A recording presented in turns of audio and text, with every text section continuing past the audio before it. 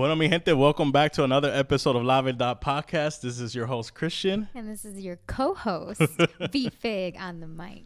That's a new one, right? Did you practice that? I did. I did, because last time we had this conversation that it wasn't flowing or I had the same thing, so I practiced a new one. You know, I was thinking about the other day, I was trying to come up with something new, but I'm like, you know, it's part of the brand already. I feel like I say the same thing in the beginning, so I kind of want to keep it like that. One day someone probably make a meme out of it or you know what? That's when you know you've like done it, when someone makes a meme out of you. I'm just going to make my own meme. Me too. I've done that before. So how have you been?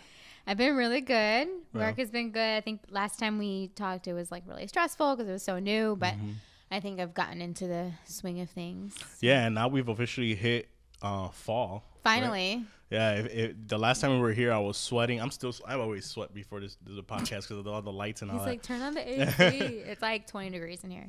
But before the last podcast we had, it was kind of it was really warm outside. I think it was one of the hottest days out there. So it's nice to now be able to be in the fall. I'm not a big fan of this pumpkin spice everything that you start seeing, but I do like going to the apple orchards and going and picking ¿cómo se llama? The pumpkins and all that stuff. And then we went to go pick raspberries recently too. Yeah. That was the first. Those are the cool things I like about fall. I'm a big fall weather. I like wearing hoodies and I like being able to just enjoy the cold because I hate the heat. But I don't like the heat, but I don't like being cold. No. So. Well, it's here, so we'll be getting warm.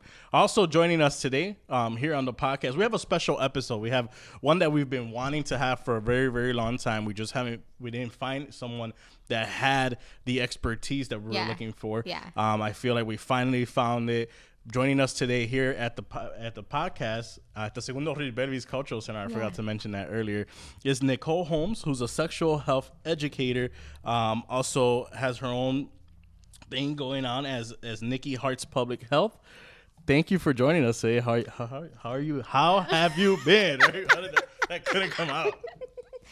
Hello, everybody. I've been doing very well. Fall is my favorite season, so I am living my best life.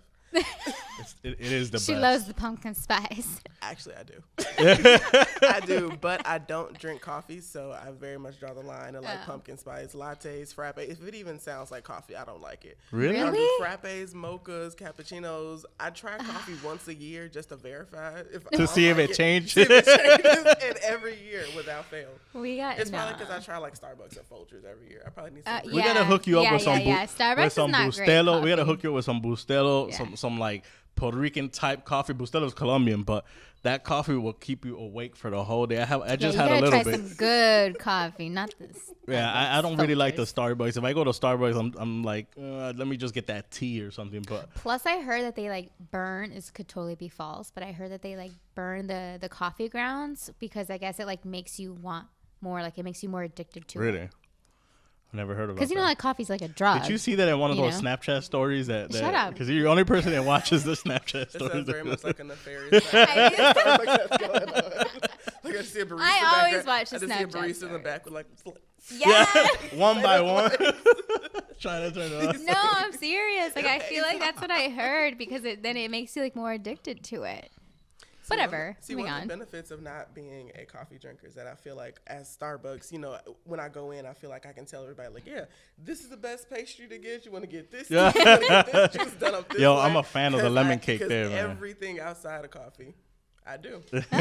That lemon cake is fire. Oh, yeah. I have it like every time the I go to banana bread is Starbucks. really good, Banana too. bread, if they warm it up, they got to warm it up. Yep. Because if that thing's cold, otherwise it tastes good. It tastes like whatever time they made it. Like, okay, this is 4, but this definitely tastes like 9 a.m. Okay. So, Nicole, or can I call you Nicky, or which one do you prefer? Either or, as my mom's ex-boyfriend would say, just don't call me late for pork chops. Oh, my God. I did not like him, but that quote I love. Hey. So, can you tell us briefly what you do and what brought you towards becoming a sexual health educator? Okay, so I am a born and raised thoroughbred Chicagoan, was actually born and raised in the city limits, 606. When I turn on my phone, I say Lake Michigan's coming out. So I'm like Chicagoan. Yeah. And I am a result of the Archdiocese of Chicago. I did, as I like to say, a 10-year bid in Catholic school. So from age 8 until 18, I was in Catholic school, and I think I went through 2 different abstinence programs during that time, but really no concrete sex ed. I will say at my high school, it just recently closed down. Rest in peace to Queen of Peace High School. Okay. It recently closed down, but I will say, even though they were, a Catholic high school, so they did have to go by what the Archdiocese said, they were very much a social justice oriented high school. So, at the surface, they had to be like, yes, we only support abstinence education. And meanwhile, the teachers were like, God is so,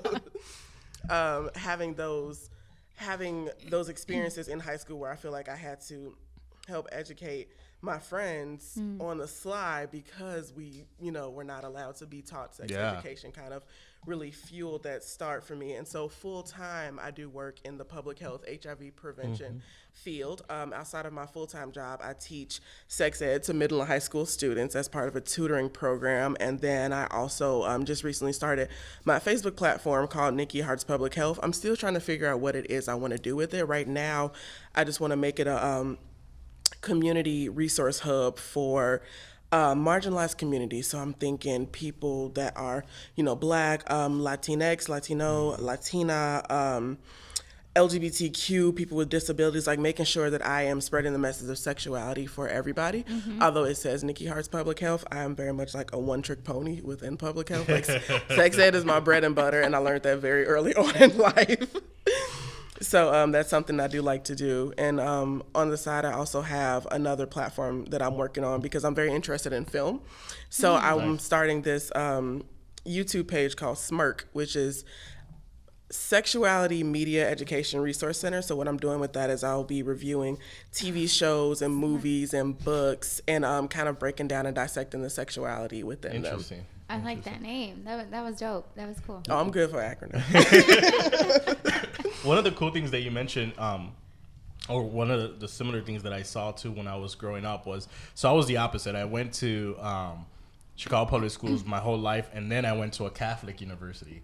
So in public schools, probably high school mostly, you will find condoms, in every, like they will give us, you had the ability to go to a counselor and get a condom or get a couple condoms. At your condoms. high school? Yeah, in my high school. At your high school? Yeah, they were pretty big about Oh my God. Or there was always like a bucket. My mind is blown.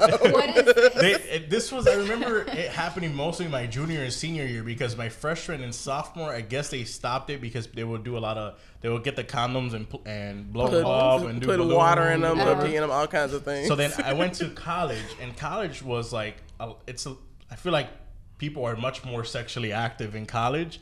And being a Catholic university, I mean, yeah. And then the dorms, like let me tell you, the regulations were really weird, right? So in a Catholic university, you were allowed to have alcohol, which a lot of state ones I don't think that allow you to have alcohol in your dorm. So you could have alcohol, you could have someone over until 2 a.m. with the door closed, but you couldn't have condoms. You couldn't give out condoms. You couldn't buy condoms in the store, and the teachers weren't allowed to talk about like sex or anything like that. So I remember when I first went in there, I was part of the student governing board, and that's why you know all these rules, right? Yeah, because I feel like I don't know the rules. We had so it was the student governing board in my fraternity. We were both trying to do an event where we were gonna have like a sex ed kind of. And man, that was like all the priests came out, like, all the brothers of the school, like the Christian brothers. Nope, you can't do that. But you can have alcohol in your event, but you can't. Wow. Like, so it was just very weird. So I could just imagine like going to a Catholic high school was probably much like that. Like it was no sex till you're married, and that's probably why we wanted to have this episode, because being that we talk about a lot of issues within the Latino community. That's a big one where our parents have instilled that Catholicism in our head or that Christian thought in our head. We just didn't talk about it. Yeah, at least I didn't. Like, tú no puedes tener sexo, or you can't have sex to your... Like, I feel like it was a bad word to say sex. Like, I think when I started saying it, it was like, sex. Like, I would whisper it or something. Yeah, we wouldn't bring it up. But, so let's just jump right into it. When you have... when you're dealing with people in the minority community, especially within the Latino community, How does that conversation even start for you? Like, and do you feel that little awkwardness come out from the other person when you're talking to them about it? So I will say now that I am, so I've been teaching kids, like as far as like sex and sex ed goes, since I was about 18. Because once I got into college, I got straight into doing internships. Actually, my first time almost interviewing for an internship was in the middle of my very first HIV test. Like as soon as she sat down to ask me all the sexual health questions, I was like, okay, oh my God, I love sex ed so much and I just want to help it. I have taught kids in alternative high schools. I've taught kids in juvie. And the reason I keep going back to youth is because once you have taught middle school boys about sex ed, I was just gonna ask you, all kinds of awkwardness just go out, just fly out of the window. But I will say I do like to start most of my sex ed lessons the same way. And so before I even introduce myself, I would just turn around to the class and just balls.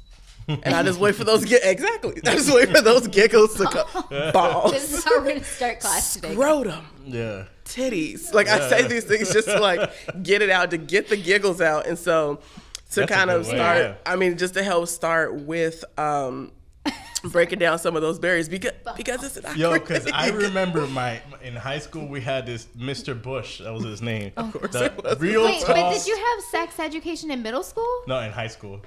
So we had sex ed in high school, and it was in the same guy that taught and sex ed. And that's when you first learned it. My mind is blown right now. Yeah. The same guy that taught sex ed was this awkward, tall, like 6'5" ex-basketball player that was really geeky looking. His name was Mr. Bush. And see, at first I thought George Bush was gonna hit me. Oh no, Bush. Yeah, his name was Mr. Bush, and he talked like this, So he's like, ladies, so he'll have this conversation. I didn't learn anything in that class. Clearly. It was just like just making fun of every single sentence that came out of Mr. Bush's mouth. Man. It's hilarious. So I could just imagine when you go in there. That just sounds like sex ed puppets. Like this is Mr. Bush and this is Mrs. Bush. Yeah, and they love each other. And then the most awkward was like when he would put like a video on, and it was like a video of like a lady giving birth. And he's like, oh, making noises like that. Like the whole time, like, dude, what are you teaching? What the hell? So you actually saw that on video? Yeah. It's a class, public school, a class of like 35 kids. This is the same guy that taught us driver's ed, and the same guy that was our PE teacher was also the sex health teacher. School funding, good old school funding. I just find it's so weird that it wasn't until high school that you started learning about sex. Yeah, I mean, they didn't have sex ed when I was in middle school, and is that a common thing? Actually, that is incredibly common. In the Catholic school, we did in middle school, we did an abstinence program. I think it was called Game Plan. Are you all familiar with the basketball player AC Green? I'm not. So he's actually a very good friend of Magic Johnson. So when it came out that Magic Johnson had HIV, he was like pretty much the anti-Magic. He, was not having sex until he was married. He was not flying people out. There was no like All-Star Weekend 1993 for him. Yeah. So he and his wife, they're now divorced, came up with an abstinence education. I love telling people that. They're now divorced.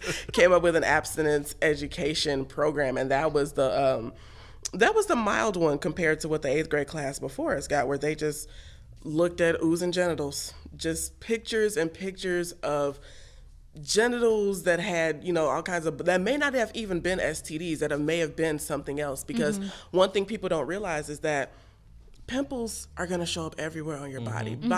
Bodies are just pimple magnets pretty much, and they're going to show up everywhere. So sometimes when you see pimples on your genitals, it's not an STD. In many cases, it's not. And so I actually don't even show those pictures when I teach kids, because those pictures are more so reserved for medical students, because that's really like the worst case scenario. That's absolutely what it could look like. So kids think like, I don't look like this, so I must be okay. So I don't have to get so was this like a scare tactic then? Like, absolutely. I feel like a lot of this will happen, or that'll happen. I feel like a lot of don't things protect were against kind of herpes. like that. Even when you talk about like back in the day when I was in school, it was the DARE program. I never did DARE, but I did GREAT, which was the gang resistance one. We did that one too. I can't remember if I did either DARE was the drugs one, right? Yeah. Then there was the GREAT, which was for the gang. And it will come in and show, this is what a gangbanger looks like. So everything was very much like...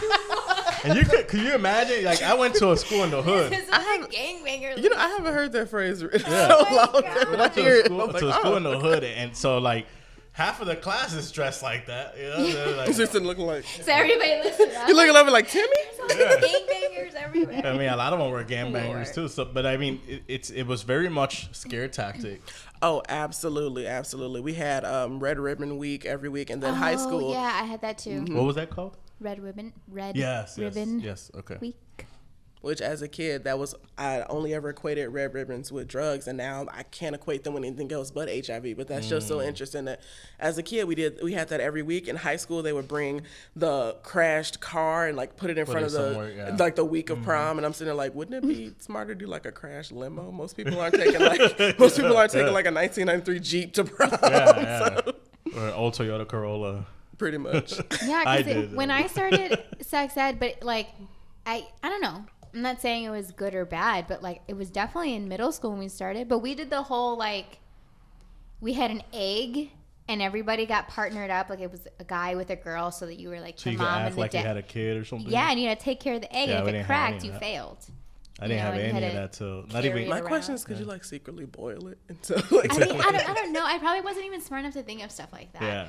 But you had to like create like the little bassinets. You had to put like cotton balls or whatever, and like some people got like really into it. But it was always like a thing of like how you were gonna get paired up. Because they're like, ooh, who's gonna be with whoever, you know? And it my was baby's at it. yeah. And this is like middle school, but I don't even know I can't remember who was my baby daddy at the time. But that was our sex ed class. It started that way. Yeah, and I think like you were mentioning, you know, so schools took on a role of more of an abstinence.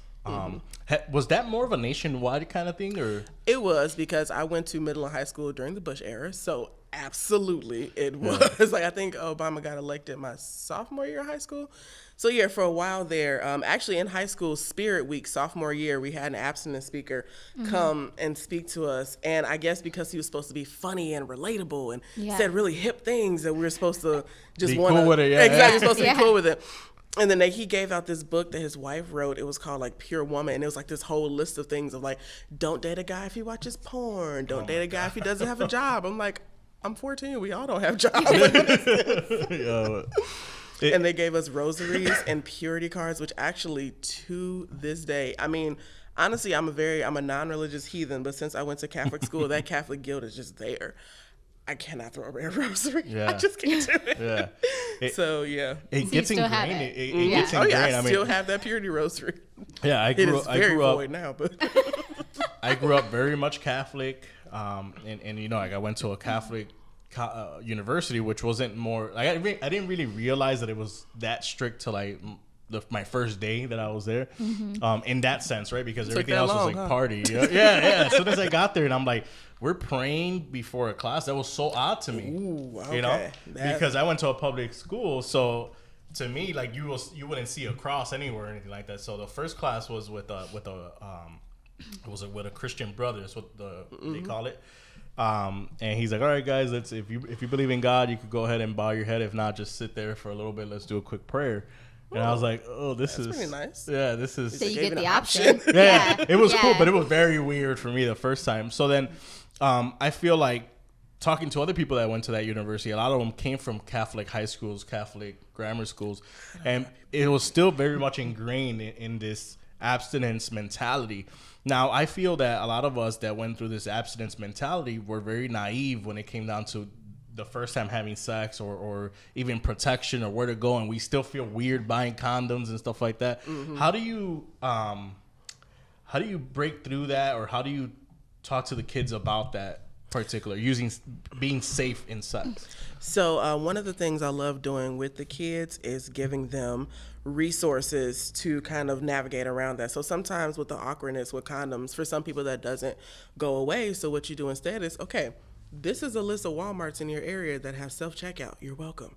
So kind of giving them those kind cool. of alternatives, or telling them, so there's a website, chicagowearscondoms.com, telling them like, okay, these are the list of places where you can go and get condoms for free. You don't even have to talk to people most times. You can just go in, snatch them, and go about your way. Yeah. And that's what I think is so important. I think is not only knowing that there are resources, but then having access to those resources. Because even though, like, we're talking a lot about like what it was like for us growing up and what our sex education looked like, and I know, you know, something we're gonna get to is like, what is the sex culture now? How has it changed over the years? But I think back, like, I probably did, like, you know, we learned what all the sexual organs look like. It was very, very formal, but I still didn't understand like what sex was. Yeah. You know, and so then it was like awkwardly asking your friend, and they don't know either, you know? So I didn't know what the resources were, or like how to ask, or I didn't get no list of like Walmart with the free, you know what I'm saying? Like, and I think too, within here, I talked to friends of mine that, for example, Brazil, which is very big on sex culture in Latin America. It's not taboo as it is here, right? So sometimes they look at us and they're like, yo, like, why are you guys so weirded out by a girl walking around in a thong in the beach? You know, to them it's normal, or topless is normal, right? So then from some of the research and some of the conversations that I've had with them, it seems that because here in the U.S., and feel free to chime in on that, because here in the U.S. especially, or perhaps the U.S. and Central America, is so taboo that we have much more of this, you know, rape culture and much more of this like non-consent culture going on here, because it's so taboo. Whereas when you go to like Brazil and all them, because sex is out there so much, and the sexual culture is out there so much, that there's not that much of a rape culture conversation or things going on in that form. What do you think about that? Say it with me. Colonization. Yeah. So unfortunately, the country was almost founded on a rape culture, and it's interesting that That's true. one of the main myths about sex in this country is that, especially with current administration, there's this idea that men of color, particularly Black and Latino men, are somehow sexual predators, when if you look at all of world history, it's actually the opposite, where women of color are more so in danger from white men than the other way around. And I'm glad that you brought that up, because we live in a country where we're fine seeing full frontal nudity on a woman in a movie, but the Vagisil commercial still can't say vagina. The Vagisil commercial does not say vagina. Wash your V. Wash that is what? Very true. Now I have to V is also velvet. Like, what is V? Yeah. That is very true. It's also for my name.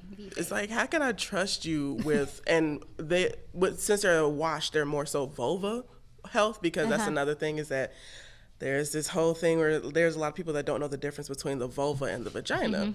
And so that's another one where I use the face versus mouth demonstration, where I tell them, like, okay, this is not your mouth. This is your mouth. This is a face. This is a mouth. And so I'll actually use my own face, like, this is a vulva. This is a vagina. So just giving them that like visual to kind of show them the difference between the two. And so with rape culture in this country, that is a buzzword these days, isn't it? Big time, man. There's so much going on, especially within the last 24 hours. And I feel like that's why it's the need that we need to have these conversations in any single platform that we can, because our kids and you know, I'm a father, I have a daughter, they need to understand what's happening, because we live in such a world where everything gets hush hush and don't say this or that, or we used to live in that, where then things like this are happening, where we have a Supreme Court or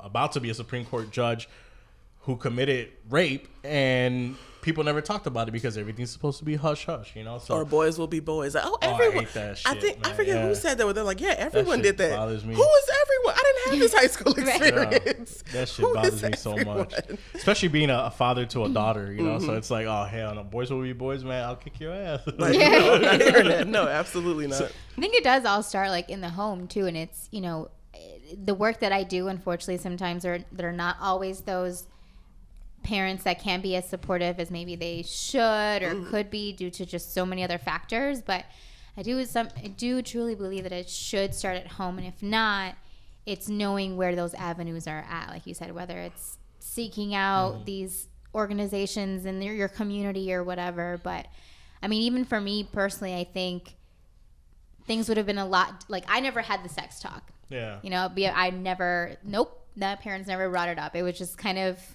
figuring it out, you know. Thinking about it as a sex educator, I did not either. I made my mom give me the talk like the night before I left for college. I'm like, I'm 18 at this point. I mean, I still hadn't had sex at that time, but I'm like, at this point, I know I just logistics got it, but I want you to tell me what it is, because my mom, her version of sex ed was, she her two favorite quotes were, boys don't wipe themselves after they pee. And then a boy will take you one of two places. They'll either talk about you in the locker room or take you home to their mom. And so like very much that like traditional, and even my grandma, she tried to have the abstinence conversation with me where that's my grandma, households of color. I was not going there, but she just came straight out and said like, oh, you're ready to get married when you're ready to give your body to a man or something like that. And I'm like, my mom was born October 1959. My aunt, her only sister, was born December 58. And okay, we're not gonna go there. We're not gonna go there, but okay. Right. I'm glad that you did mention your daughter, because actually October is Let's Talk Month, and that is actually a nationwide campaign to bridge the conversation about sexuality between parents and their kids, and that could be a lifelong conversation. It starts when they're young, when you are teaching kids about their body parts. Using the right words. Nipples are not corns. I've heard of, calling the vagina the fly, the lady, the flower, the flea, the whatever. You've heard it all, right? Exactly. I've had to have that conversation before, because my daughter's mom would refer to it as the butterfly, right? And we're not together, so it was hard for me to stay on the same page, and I had to have that conversation where it's like, no, because I don't want someone to then use that word and just manipulate. Oh, let me see your butterfly. It's like, exactly. That sounds very light nice, and free. Right? Like, but I could do that. It's like no. That's another thing, teaching kids about good touch, bad touch, and that starts in kindergarten. That's a form of sex ed. That's a form of consent too, where you teach. I think it's very important, especially to teach kids that you don't have to hug everyone. Just because. Right. Like, and I've started that tradition with kids in my life too, because I am not a mom, but it is my mission in life to get to like the Mary J. Blige level of auntie.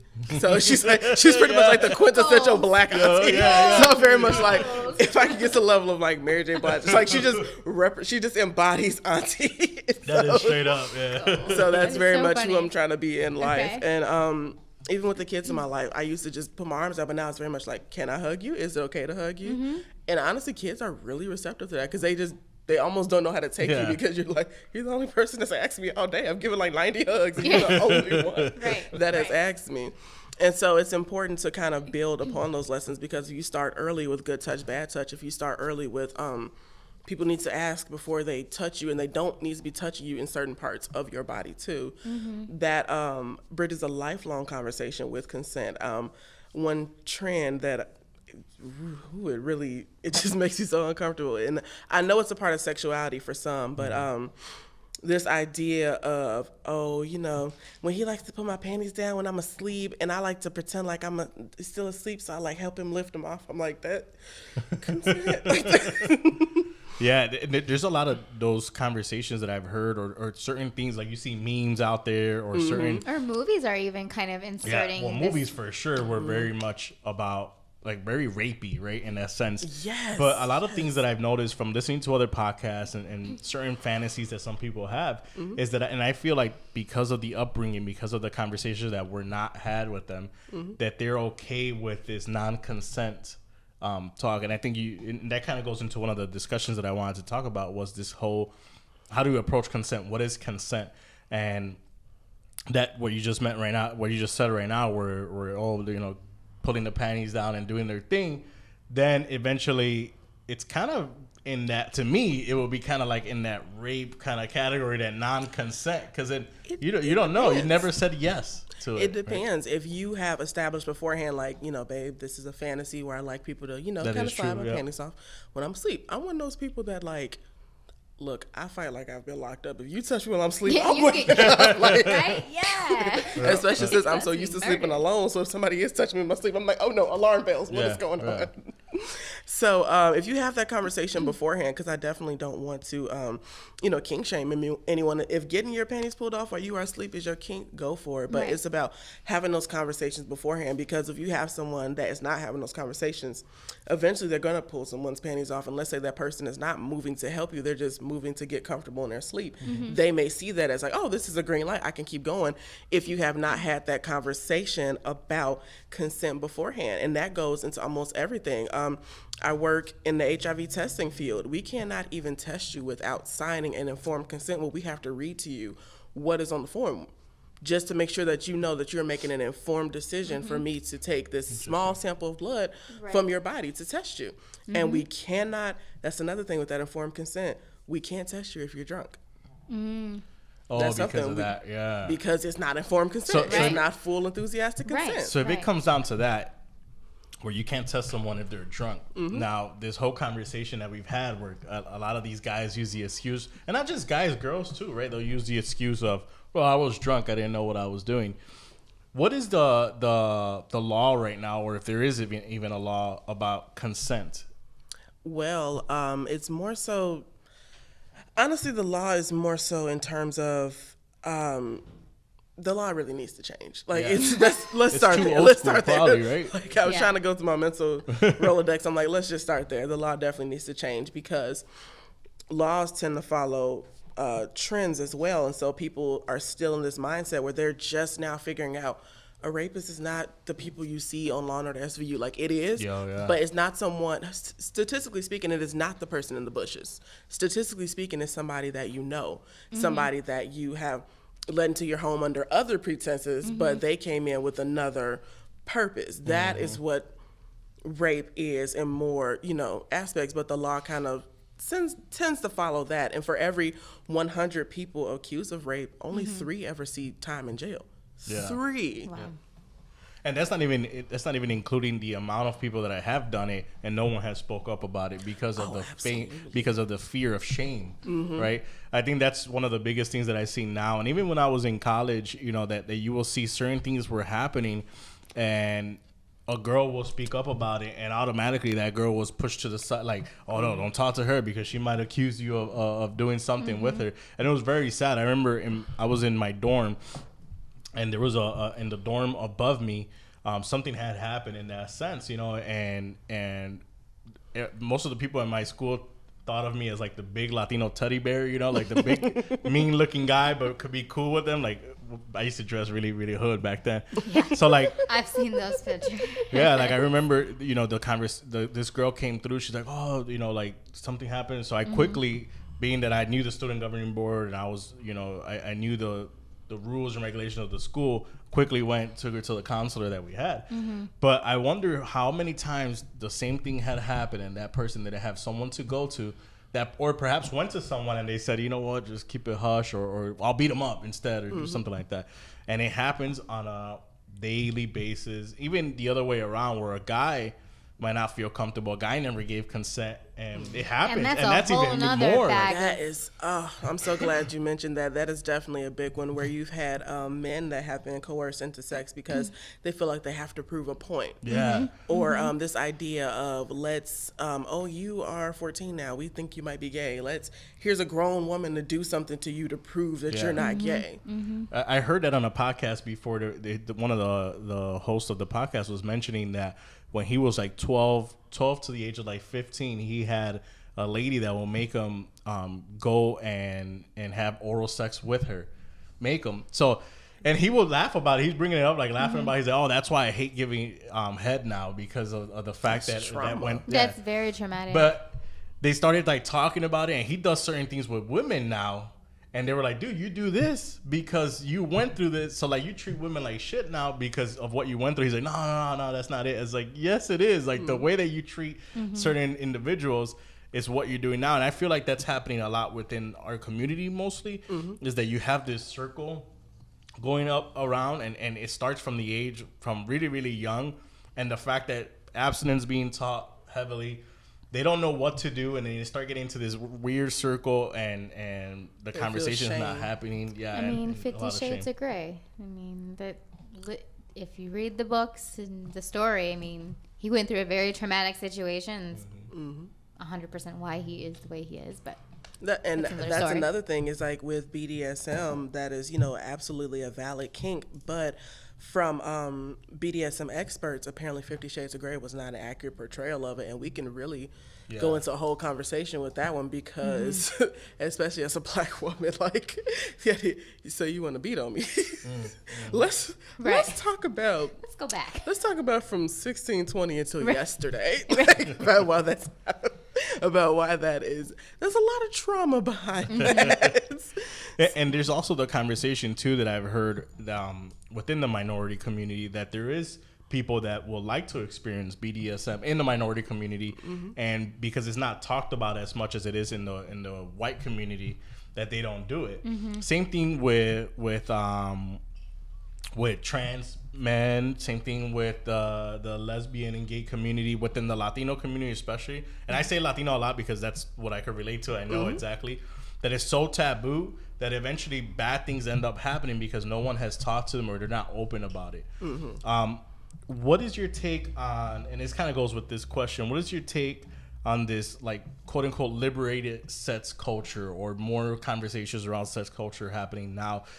Do you feel like it's going in the right direction? Do you feel like it's kind of going into what is it ways? In your mind? Like, how would you define the sex culture? Yeah. Well, the first thing that comes to mind is that people are very much more cavalier about eating ass and more. That's a big. That's a big. This whole conversation of eating ass never happened. Like 5 years ago, nobody would ever talk about it. Almost 2 years ago, people weren't really talking about it. But once, I think it was Janae Aiko that said you got to eat the booty like groceries. Then it was just like this whole like booty eating culture. Almost to the point where I saw a meme on Facebook where they want to be able to, you know how you can change the color of like the people. There are people that want to be able to change the color of the peach and the eggplant. Like, no, you know those are still like fruits and vegetables. Yeah, like, they've been used so wrong. Oh my God, it's so funny. But I will say liberated sex is just that I am so happy and also just a slight bit, you know, envious about the kids of, you know, color that are coming up behind us, because they just have this sense where they are really getting in touch with a decolonized sense of themselves. And so with that comes some of those decolonized notions about sex and open sexuality, the way that it was, you know, meant to be in general. And I will say that I love seeing it so much when you see things like Afropunk where people are just like pasty here, pasty there, titties out. I am so free and feeling myself. And I don't think that that's caught up to many people yet. And I will say that unfortunately it has gone mainstream in the way of like now it's almost capitalized. Like a few years from now, you're probably going to see like Afropunk presented by Pepsi or something like that. So it has definitely been capitalized on, but I am grateful to see that it is opening conversations about slut shaming and about what it means to have liberated sex in general, because, I mean, technically speaking, men have never not had liberated sex. Yeah. It's more so, well, there's been a few points in history, but for the most part, it's more so about liberating women and femmes to have that expression, that open expression of sexuality. Yeah, and I think it goes hand in hand, like you just touched it right there where it said, where there were certain parts in history you could think of, perhaps like the 70s, probably a little bit there. Well, the 70s was very open. That was just everything was open, and there was a lot of Studio 54 noses and drawers were open. Everything was open. Exactly. And then there was the conversation of, you know, men have always kind of had the okay to be like, I feel, you know, when growing up, there was always like, if I was to say, more straight men, right? If I was to say, oh, I had sex with an old girl 2 days ago and I just banged this chick today, it's like, damn, bro, you're a pimp. Like, you got all these girls. If a girl was to go out and say that, it's like, ugh, what a whore, you know, or little things like that. Was that your boyfriend? Were you in love? Yeah. Like, giving all these qualifiers, right. Like your sex is not legitimized unless it fits into this particular box. Yeah. Right. And I would always I never really had this mentality to like, or woke mentality to like later on in life, where I sat back and I said, man, it must be really hard if I was a girl, you know, and and I wanted to have multiple partners, it must be really hard to deal with your family, your friends, your professors, your everybody. And for a guy, it's like, oh, bro, you're doing it, man. You're living life. And it's taught like that since the beginning. Like, I don't think my parents ever had a sex talk with my brother either. You know, but it was always like, oh, you know, Jules, you bring all the girls, you know, whatever. And my brother's gay, but, you know, but I just think that neither of us had the sex talk. Yeah. And then, but if we did, it would have been, I feel like they would have been more afraid to have the sex talk with me than with my brother because I was a girl. Even when you look at the first episode of Jane the Virgin, where you see Abuela tell Jane to like take that flour and crush it. I just like that. She was just talking about Jane the Virgin before. I do love that show. I'm waiting for it to come back. Yeah, me too. So that conversation bothers me now, right? When I hear a kid and they're like, oh, how many girlfriends you got? Like, none. Yeah, go. And they ask like little 2-year-olds. That shit bothers me. I feel like I'm turning to my parents, like, go read a book. Like, what are you doing? How many, or you know, it gets even deeper. Like in the Latino community, you see a boy with curly hair, brown, black curly hair. Then you see a boy with blonde hair. Oh, you got like 10 girlfriends. Oh, you got like 2 girlfriends. Like, it goes really deep. Or looking at, you know, a little boy that just seems to be or a kid in general that seems to be conventionally attractive. Like, oh, you're gonna be a lady killer. Oh, they're gonna have to lock you away, little girl. Right. Like, your dad's gonna need a big old bat for you. Yeah, or where's the shotgun? Yes. And I didn't think like that till I had my daughter, and that's when I was like, yo, like, I don't want my daughter to have to grow up. And there's certain things that I still do where I'm like, oh, like, I better not see no boy talking to her or nothing. Yeah. But now I understand that if she ever comes to me and has that conversation, I'm a little bit more quote unquote woke, and I could talk to her a little bit much better than what my parents probably did with me or what I've seen other people do with their kids.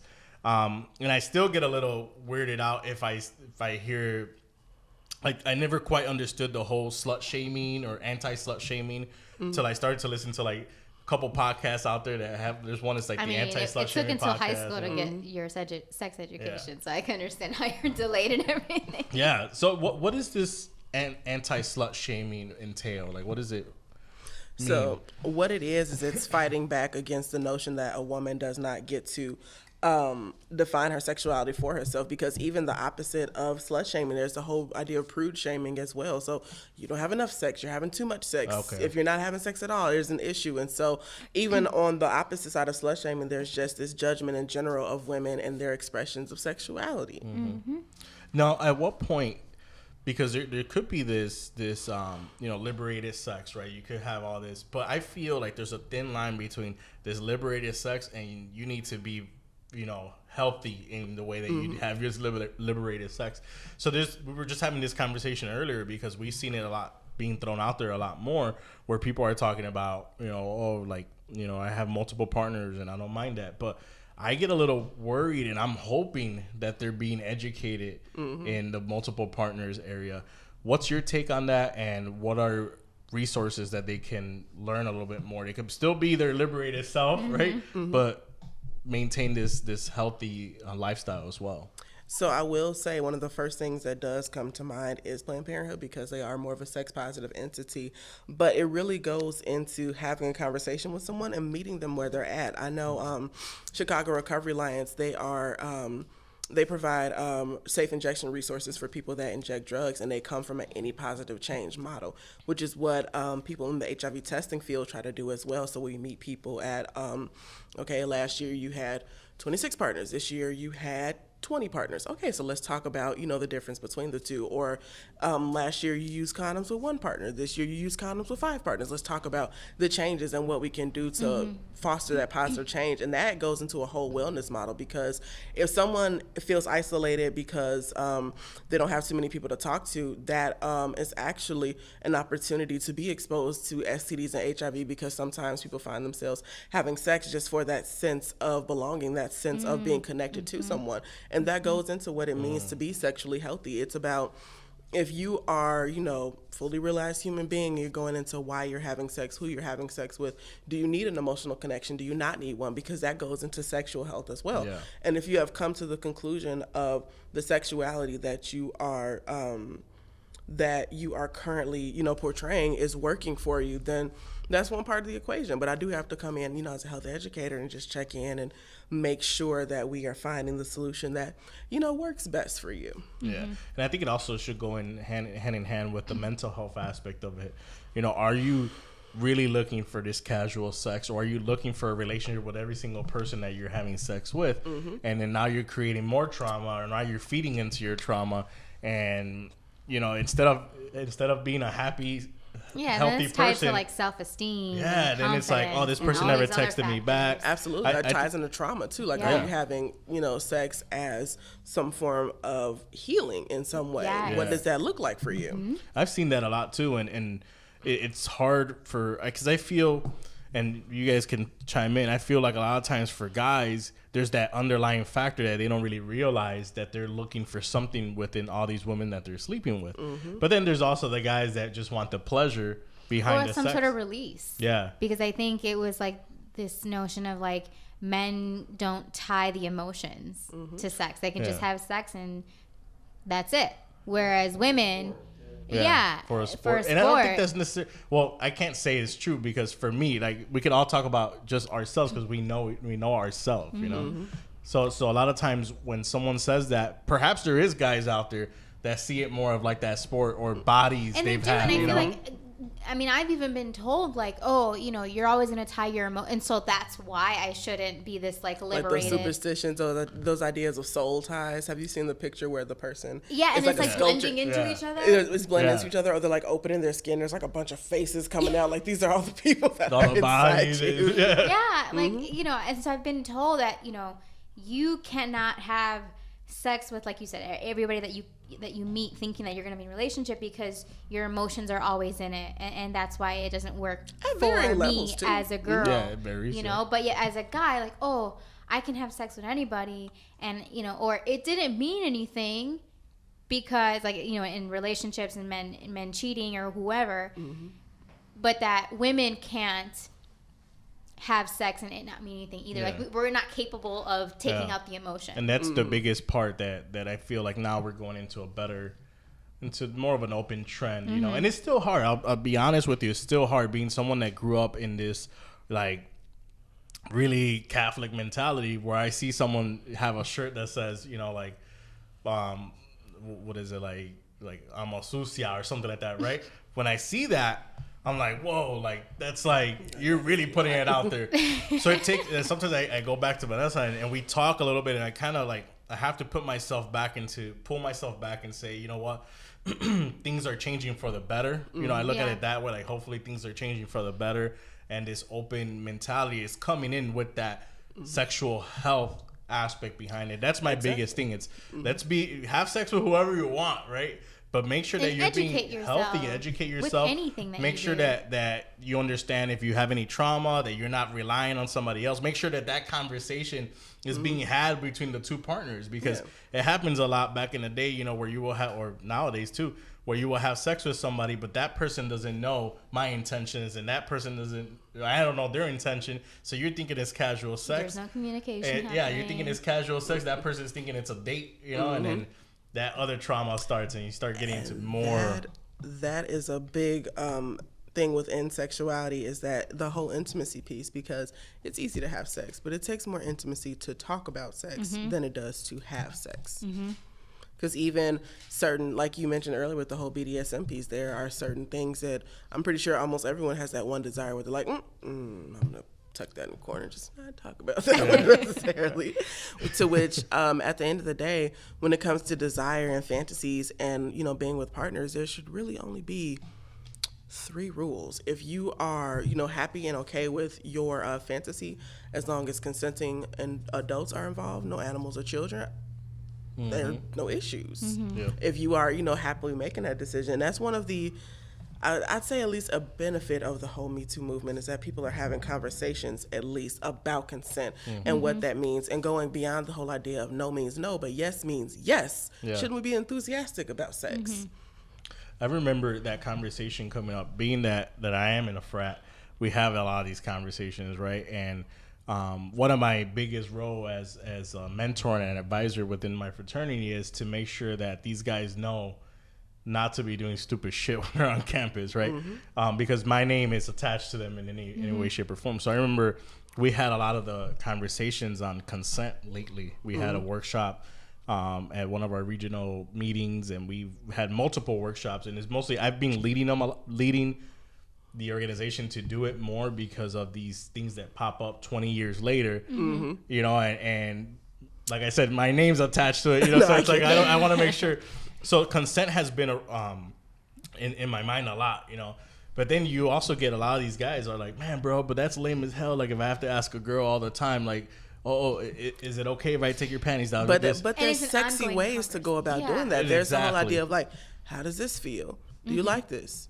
Can I put it in? Like these are things, those are forms of consent because you're actively asking, and not only are you, you know, asking, but you're also paying attention and it's to body cues as well. Thing. Yeah, exactly. Like you don't have to, yeah. With consent, you can talk about it beforehand. It doesn't have to be, may I suck your nipple? Yeah. May I remove your bra? And that's exactly. May I eat your booty? booty? Like it doesn't have to be this whole, you have I'm to booty. that may I eat your booty? That's exactly, that's perfect how you mention it, because you think about it as like a questionnaire, right? And it's like, yes, we could have sex. Yes, this, that. Because yes, you can have sex doesn't necessarily. Because even when it comes down to yes, we're gonna have sex, doesn't necessarily mean I could do this or I could do that, you know, or oral sex or all these other things. So that's a good way of thinking about it. It goes back to the original question of what is sex too, because there's this idea that, you know, most people when they think of sex, they're thinking of penis and vagina. They're not thinking of oral sex being sex, or that genital play also includes sex. Does that mean lesbians are never having sex? Like, what, you know, what does that mean for people? Like, what is sex? And I really think that that's for people to, you know, determine for themselves. Of course, it's not if we're just laying in the bed together with clothes on, we just had sex, but going beyond the whole penile vaginal penetration. I wanted to say it's awesome that you are doing this work with your fraternity, because I'm actually in a sorority too, and I know not only is there the scrutiny of being in Greek life, but there's a scrutiny of being in Greek life and of color. So we're already being micro watched. We have to tell people like, look, you sit this one out. You sit this one out. There's actually a black fraternity not too long ago for spring break. They actually had like this party on the beach and cleaned up afterwards, because the narrative would have been, oh, that black frat. They wouldn't even thought that they were a black frat. That black gang, they were all wearing these two colors. That black gang, they were out there on the beach doing whatever and didn't clean up. And so they definitely made sure that narrative was like, no, we're going to party, but we're also going to clean up this beach. We had recently, so we're a Latino fraternity, and we had a party recently, and it was funny to see how the guys all wore a white bandana, and they were called safety officers. And I was like, yo, this is cool, you know, because and as lame as it might sound, me saying it, but it was cool the fact that they put it out there and they said there's gonna be about 6 of us that are sober. We're not drinking at all. We're wearing a white bandana. We're called safety officers. If any guy is doing anything to you, you come into, and these are big guys. I mean, they're my size, but like much more in shape. So, and they're walking around. Like your shape is the shape. So, and the party went well, and girls did not feel weird, because, you know, fraternity life, Greek life already has a negative connotation nowadays with, you know, rape culture. So going to a Latino frat party, the first thing you think is, oh crap, this, you know, they're gonna lace my drink or whatnot. So the fact that we had safety officers walk around, I don't think that whenever I go to any like fraternity or sorority of color and I'm going to a party, I'm like, whew, okay, I'm good.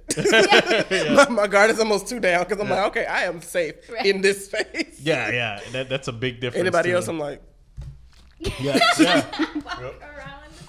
So we had that, and I thought it was cool, and a good way for people to start seeing a different trend happening. And I think, you know, being able to have that within our area. Well, it goes back to what we were saying about having access to the resources. Like, people know if I need help, I know where it's at, right? Look for these white bandanas, or look for this. And that's very much if I had seen that in college, like that's just amazing that that's the place that we have come to now with offering that support. And it really does, you know, come from a group effort, because of course, on the side of women, we can, you know, fight for our rights and do what we can, but it has to be a cultural shift as well. Like, it has to be a complete cultural shift in order for there to be success with consent and things like the Me Too movement. I know I keep referencing that, but it's just the first thing that comes to mind. Yep. Now, we're getting close to the hour here, so I wanted to kind of quickly wrap up and mention, we talked about a lot about resources, and I feel like that's probably the main point that we've gotten out of this conversation, is being able to know where those resources at, and being that we're our podcast, we want to put out content out there that people can know where to go, right? Where can they go if they're in the Chicagoland area, if they want, for example, to bring you to a campus or to talk to kids? Where can they go to find more information? So for me directly, or just sexual health resources? For you directly. For me directly. So my Gmail is actually the same as the Facebook page. So it's Nicky Hart's Public Health at gmail.com, all lowercase. And you can definitely reach out to me. I'd love to come to talk to students, talk to adults, talk to seniors, because just like people want to say, not my kid, they also want to say, not my grandma. No, it's your kid and your grandma. Oh, that's true, yeah. But that is absolutely, I would love to speak to anyone of any age about sexuality in general, because once we start having open conversations, everything else just seems a little less scary. Yeah, and then once you break the ice in the beginning, then you can start getting a lot of those questions out. Yeah, I really hope parents too, and I think, you know, we're getting there. We're getting to that point, but parents too, I think, need to be in these conversations, or learning how to have the conversations, because like we've been saying, like, it's been so taboo, and it's not about like the kids and you individually going out to seek the resources, but like just parents and families also seeking these resources, so they can also be resources for their kids, or, you know, whomever. Now, we are here in the city of Chicago, and one of the things that we talked about a lot in this podcast right now, in this conversation, was the safe sex part behind it. And I know that a lot of us perhaps might not have insurance, or feel weird talking to someone. What are the resources that they could take advantage here in the city of Chicago for STD testing? Absolutely. So actually, I have a question for both of you, because I find that most people don't know the answer to this, and it's something that they can spread around as knowledge. How old can you be to legally test for HIV or STDs without your parents in the state of Illinois? I would think 16. I say 14. What about you guys? Everybody off the camera. It's medical. I would think no age. Right. If you're physically capable walking into a clinic, then the answer is 12. 12. So without your parents, if you want to go in and just say, I want to have a test, you can go in by yourself at the age of 12. And actually, the state of Illinois does have an HIV and STD hotline that you can call and actually have someone find the resources for you too, so that you don't have to, you know, flip back and forth. Okay, what did they say? And what was the address? And at the corner of what and what? You can actually have someone give you those resources directly, and the number is 800-8-AIDS. So that is AIDS. There you go. Also 243-2437, but who does numbers? Who does numbers? And normally, or what's your suggestion as far as getting tested on a yearly basis, on a 3 months basis, after every partner? What's your advice on that? Honestly, all three. It really does depend. If you are so there's a thing as sexual seasons. If you are in a season where it is open season, then you probably want to go between partners, or more so like every 3 months or so. If you are a little less active, then that would be the 6 to 12 month mark, which is making sure that you're having up-to-date results. And there are some places that will actually give you your results electronically too, so you can share that with someone, and that's power to say, here's the last time I was tested, here's a date, and here are all my results. And a big thing is when you go and get tested for STDs, especially if you do like a urine test, make sure you're getting your throat swabbed as well if you have oral sex, or getting your anus swabbed if you have anal sex. Yeah, it's definitely something that I encourage a lot of my fraternity brothers or anybody to get tested regularly.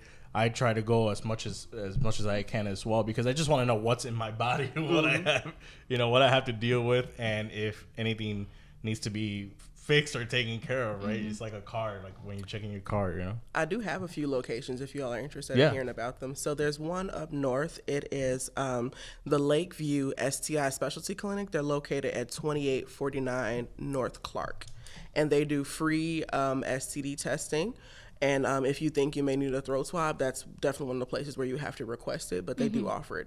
And then all the way south in Roseland, there is the Roseland STI Specialty Clinic. It's over on 115th Street. And then somewhere around the middle at like 2600 South Michigan, there is AIDS Healthcare Foundation, and they do HIV testing. They also do STD testing, and they do it all for free. These are 3 places where you can go in the city for free. And I really like AIDS Healthcare Foundation because they only are open Monday and Thursday, but it's from 4 p.m. to 8 p.m. So if you're a 9-to-5er, that is a perfect, opportunity to go in and be seen. And you just need to be out of age, so 12 years old. You don't need your insurance, you don't need money, you would need an ID. You do need an ID. Okay. And so also there is Central Hallstead. They do HIV testing 7 days a week, with the exception of major federal holidays and things like that. But they do HIV testing on Sundays. Awesome. So do you want to share any social media handles out there that you want, if somebody wants to follow you on social media?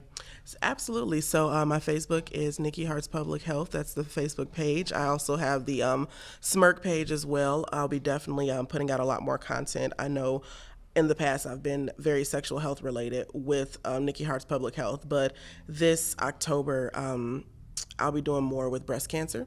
And Smirk is going to be doing movies about Let's Talk Month. So I'm going to be reviewing movies like She's Too Young. I'm going to be reviewing Real Women Have Curves. I'm going to be reviewing movies that talk about, sexuality and coming of age, to kind of help bridge the conversation between parents and kids too. Awesome. That'll be great. So for those watching the podcast, listening to the podcast, if you want more information, also the links to her social media will be available in the description of this podcast.